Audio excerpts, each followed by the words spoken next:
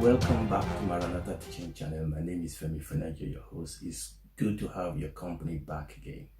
2 years ago, during the Easter period, we did a series where we considered the question as to whether Easter is a pagan holiday and whether Christians should celebrate Easter. Last year, in the same period, we did a series considering whether the Lord Jesus Christ was crucified on Friday and whether we could fit in 3 days and 3 nights between Good Friday and Easter Sunday. This year, by the grace of God, I want to do something a bit different, which will be more of a chronological study.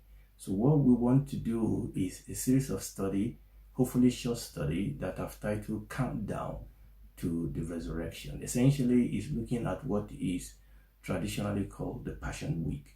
We want to look at Sunday to Sunday and look at historical things that happens in the life of the Lord Jesus Christ, tracing the story of the Passion Week leading up to the cross and up to resurrection.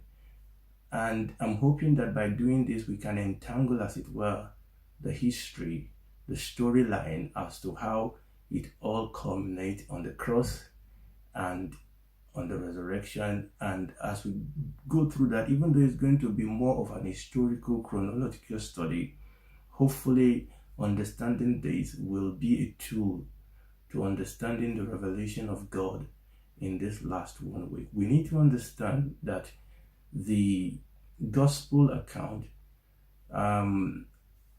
actually committed proportionally more time. They dedicated proportionally more time to this last 1 week of our Lord Jesus Christ than to any other period in his life, even than to his birth. So, and this is important because the Christian faith rises or falls with the resurrection, the cross, and the resurrection of our Lord Jesus Christ.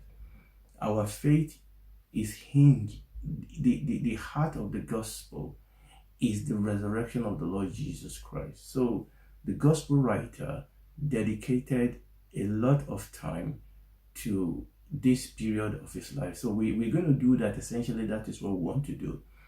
Now, for us to do this, and I mentioned this last year when we did this study on the whether the Lord Jesus Christ was crucified on Friday, I did mention that when we want to talk about chronology and days and time, as to especially the way the Jews understand days and time, it can be a little bit confusing because in the Western world, the way we look at day is different from the way most Jews look at days. Like we mentioned the last time, for a Jew, the day starts from sunset to sunset for most Jews. I know there are some exceptions, minor exceptions, but we'll talk about the majority of the Jews.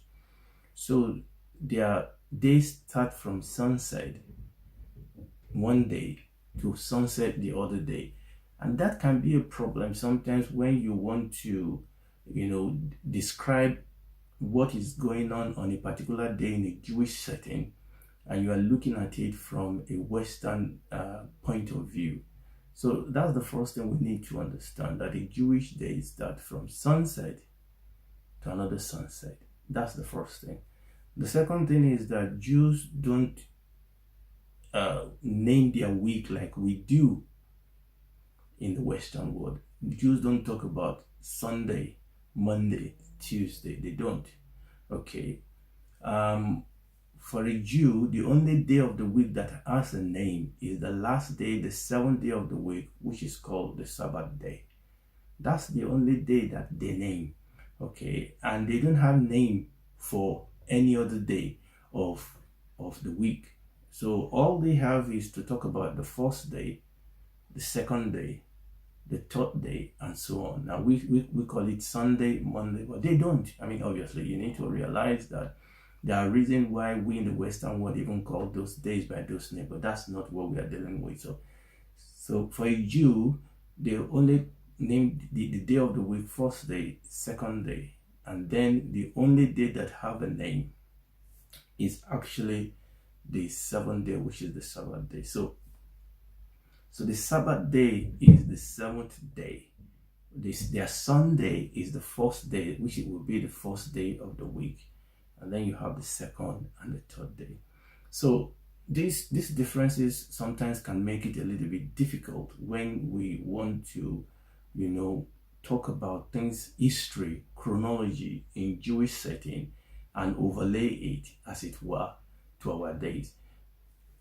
So to try and reduce this confusion, what I'm going to do is that since these are Jewish events taking place in a Jewish setting, I will use Jewish setting rather than using our Western word and saying Sunday, Monday. I will use the first day, the second day. Now you can translate that into our Western culture, but remember that for most Jews, for the majority of Jews, their day start at sunset, which will be around 6 p.m. So we need to get this.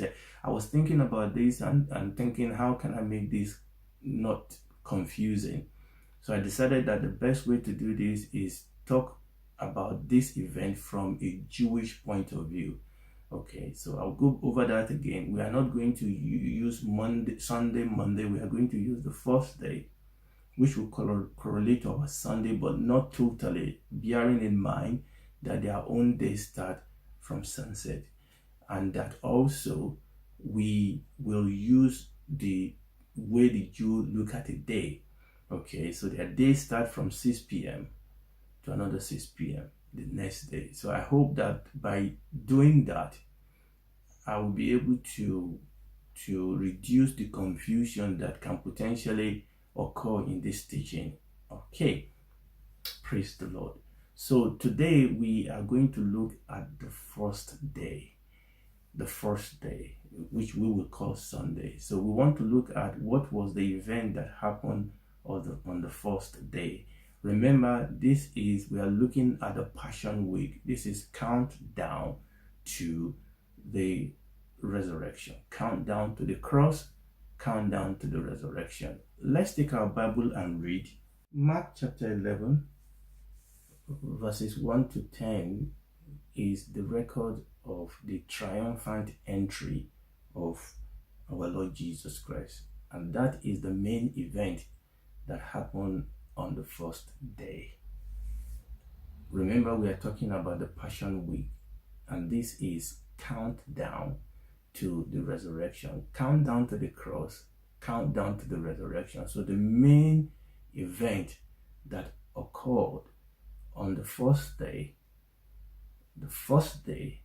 is the triumphant entry of our Lord Jesus Christ, which in the Western world we tend to mark as the Palm Sunday. You remember when the Lord Jesus rode into Jerusalem on a donkey, not on a horse, on a donkey, and people were putting down palm tree, and people were shouting, Hosanna, Hosanna, blessed is he, Hosanna the son of David, blessed is he that come in the name of the Lord. Let me read. Obviously you can read this account in all the gospel account. You can read it in Matthew chapter 21, you can read it in Luke chapter 19, and you can read it in John chapter 12.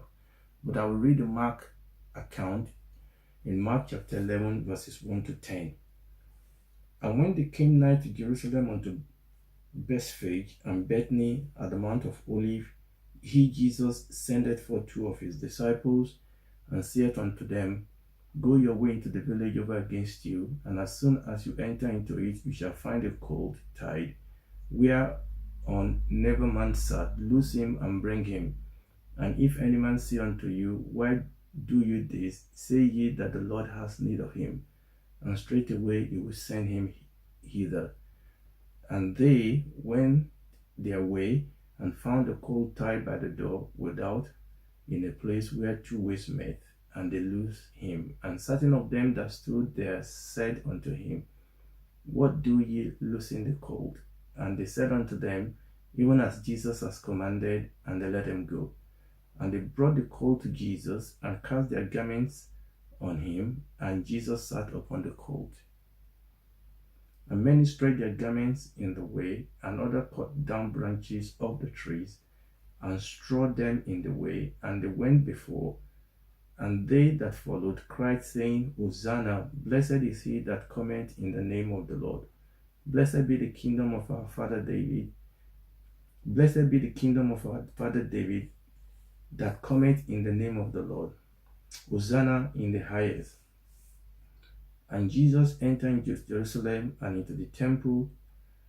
And when he had looked round about upon all these things, and now the eventide was come, he went out into Bethany with the 12. You remember in other account of this event that the leaders of the Jews actually tried to get Jesus to stop people from doing this, because they recognized that actually this event fulfilled a messianic prophecy. Okay, by up till this point, the Lord Jesus Christ has not allowed people to proclaim his messiahship, even though he's revealed that towards the end to his disciples. But he will not allow demons to proclaim him. Up till this point, he will always refer to himself as the Son of Man, which in a sense is also a messianic title. But by this event, by him riding into Jerusalem on a colt, he actually proclaimed himself in a graphic way as the Messiah. And this is actually the beginning of the conflict that he has with the leaders of the Jews. And immediately he came riding on the colt. The people knew exactly what this meant. And that is why the people were saying, Hosanna, Hosanna, Hosanna to the Son of David. The people were saying, okay, and the people say, Hosanna, blessed is he that come in the name of the Lord. Blessed be the kingdom of our father David. And people knew straight away that this, obviously people have been asking that question, is this the Messiah? Is he the one that will come? But by this event, by this action, Jesus proclaimed himself as the Messiah, and the people responded to him in the right way. Okay, and this is very important. This event is not just a religious observance. It has an important significance in the story of this period, in the story of the cross, in the story of the plan of God for his people and for the nation. And that was what was going on there. And that was why the people were asking the Lord Jesus to stop them. And you remember the Lord Jesus said, if those people stop, the stone will cry out. If they stop, because that prophecy must be fulfilled. The other thing is that this prophecy actually is a landmark in understanding the prophecy of Daniel. You remember the 70th week of Daniel, and this some prophecy and Bible scholars have actually said that this is one of the landmarks, okay, that tells us the end of the 69th week. Okay, if you want to go back to the study we've done with respect to the 70th week of Daniel, that people said that when you calculate from the time that the commandment was given by the king of Medo-Persia to build the wall of Jerusalem, to the time that the Lord Jesus Christ actually rode into Jerusalem upon this colt, it actually fit into that period that Daniel prophesied in his prophecy. So this is very, very important. What was taking place this time is of prophetic significance. There's another thing that was happening here that you need to understand. Now, this first day is Nisan 10. Nisan 10, that's the name of the month in Jewish tradition. It's Nisan 10. And this is the same day that the Passover lamb is chosen for each family, and the lamb are ushered into the city of Jerusalem. So the same time that the Lord Jesus Christ rode into Jerusalem on the back of this colt, that is the same time that the Passover lamb that has been chosen for each family, that is the same time that this Passover lamb is ushered into the city of Jerusalem. So here we have the Lord Jesus Christ, and the Bible called him our Passover lamb. Is the Lamb of God that was slain. So the same time that the Passover lamb was being chosen by families and being ushered into the city of Jerusalem, the same time the Lord Jesus Christ, who is the fulfillment of this event, this Passover, a feast, this Passover remembrance that over the years, over thousands of years that Jews have been celebrating, is now being fulfilled right in front of them. But unfortunately, most of them were blind to this. So you can see straight away that the event of this first day was really, really important. So I will do a recap before we go. So this first day of the week during the Passion Week was Nisan 10. And that is the time when the Passover lamb or the Paschal lamb is chosen for each family, and the lamb is ushered into the city of Jerusalem. And that just as the Paschal lamb was entering Jerusalem, at the same time our Lord Jesus Christ was entering Jerusalem as the Passover lamb, our Messiah. And that by him riding on the back of the colt, he was identifying himself as the Messiah. He was identifying himself as the Passover lamb, and also he was fulfilling a number of prophecy that has been written aforehand concerning the Messiah. And we did make a particular mention of the 78th week prophecy of Daniel. I hope this has been helpful. Thank you for being a part of this message today. I hope you'll be able to join me tomorrow as we continue on this study countdown to the resurrection. My name is Femi.